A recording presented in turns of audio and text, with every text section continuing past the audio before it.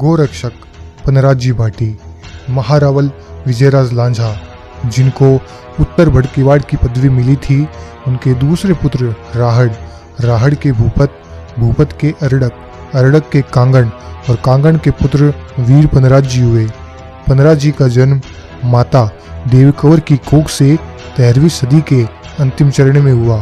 क्षत्रिय राजपूत संस्कारों से विभूषित पनराजी बचपन से ही होनहार, विशिष्ट शौर्य से भरपूर और पराक्रम की प्रतिमूर्ति थे।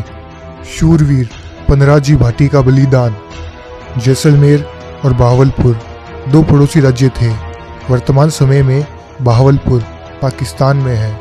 बहावलपुर के नवाब की सेना आए दिन जैसलमेर राज्य के सीमावर्ती क्षेत्रों में डकैती और लूटपाट करती थी, परंतु कभी भी जैसलमेर के भाटी वंश के शासकों से टकराने की हिम्मत नहीं करती थी। ये घटना भी उन्हीं दिनों की है। काठोड़ी गांव जिला जैसलमेर में वीर पनराजी की धर्म बहन पालीवाल ब्राह्मण बाला रहती थी। एक दिन पनराजी अपनी धर्म बहन से मिलने काठोड़ी गांव गए तो उन्होंने देखा कि कई मुसलमान वहां लूटपाट करके उनकी गायों को ले जा रहे थे।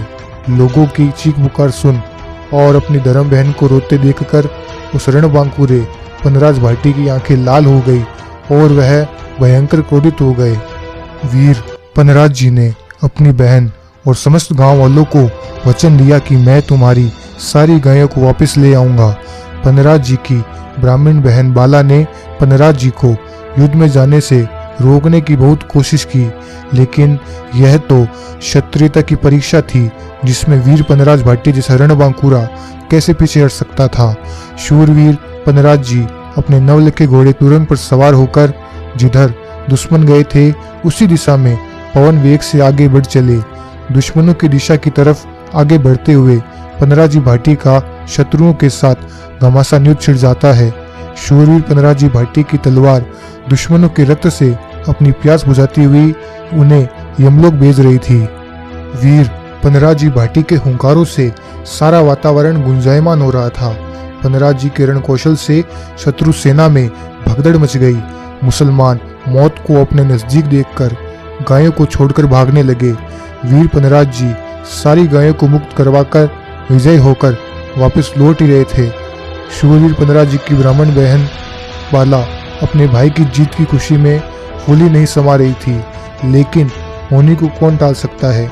विधाता को शायद कुछ और ही मंजूर था।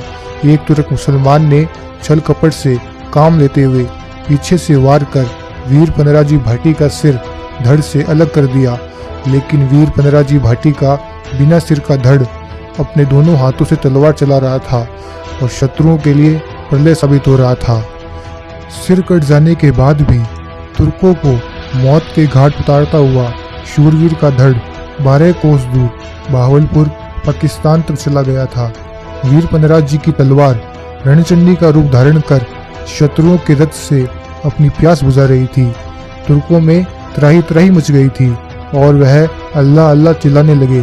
तब किसी वृद्ध तुर्क ने सलाह दी कि वीर पनराज जी के शरीर पर नीला रंग छिड़क दिया जाए और ठीक ऐसा ही किया गया। फिर वीर पनराज जी का शरीर ठंडा पड़कर धरती माँ की गोद में आ गिरा।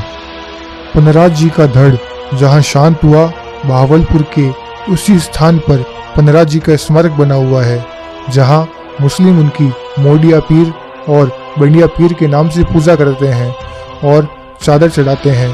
प्रणवीर पनराज जी क्षात्र धर्म का पालन करते हुए गौ माता और ब्राह्मणों की रक्षार्थ अपना बलिदान दिया तथा अपने पूर्वज विजयराज लांझा से प्राप्त पदवी उत्तर भड़कीवाड़ भाटी को गौरवान्वित किया।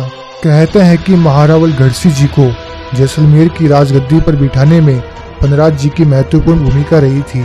गढ़सी जी ने पनराज जी का सम्मान करते हुए उन्हें सोनार दुर्ग के उत्तर में सूली डूंगरी पर स्थित बुर्ज प्रदान की।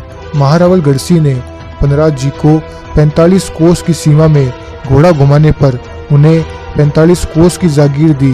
वो क्षेत्र आज के समय में राहड़की के नाम से जाना जाता है तथा यहाँ राहड़ भाटी हुए गांव स्थित है। स्वयं पनराज जी द्वारा निर्मित पनरासर तालाब जहाँ उनका सिर कटा था, उस स्थान पर पीले रंग की मूर्ति स्वत प्रकट हुई। इसी स्थान पर साल में 2 बार भाद्रपद शुक्ल पक्ष और माघ सुदी शुक्ल पक्ष दशम को भव्य मेला लगता है तथा हजारों श्रद्धालु यहाँ मन्नत मांगने आते हैं और पनराज दादाजी उनकी मुरादें पूरी करते हैं। पनराज जी भाटी के संबंध में एक दोहा प्रचलित है।